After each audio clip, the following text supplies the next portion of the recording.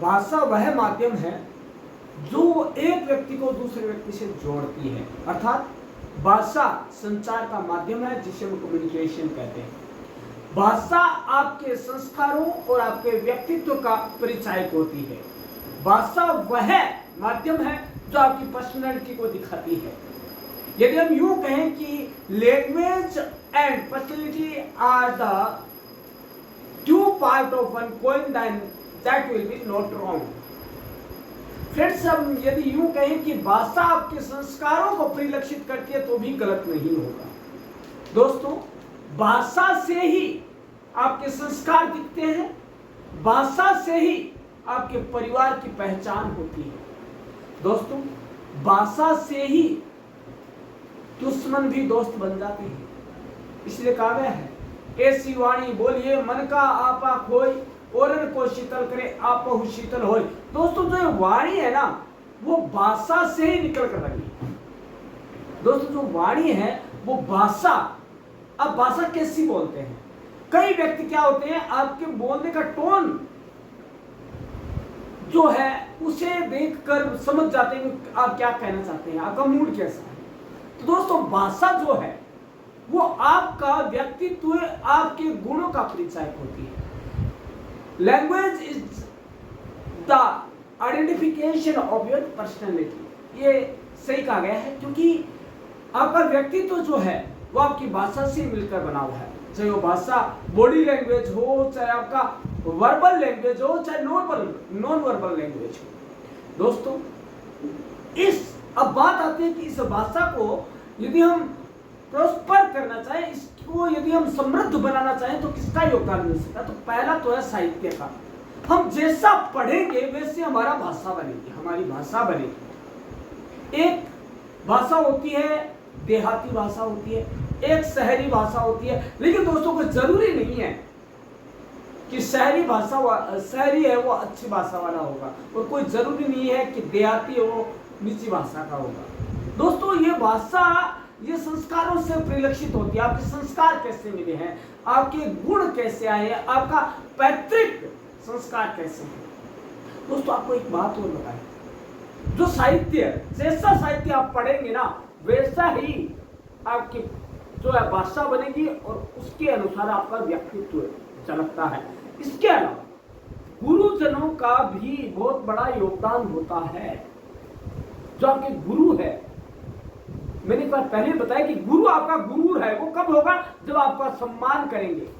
जब आप गुरु का सम्मान करेंगे तो वो आपको भाषा से परिचित करवाएगा, विभिन्न तरह की भाषाएं, मतलब अलग अलग मूड की भाषाएं। तो दोस्तों, आपका व्यक्तित्व निखारने में आपके गुरु का बहुत बड़ा योगदान होता है। उसके बाद हम ये कहें कि तो क्रूर पशु भी आपका दोस्त बन जाता है। भाषा, आप मतलब आपका जो शब्द है ना वो आपका ऐसा होना चाहिए जो रामबाण दवा होना चाहिए।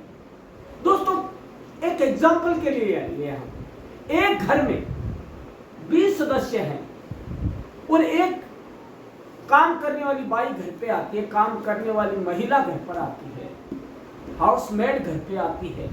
वो 20 में से 19 लोगों का काम नहीं करती, लेकिन 20वें आदमी का जो कहेगा वैसा करती है। क्यों?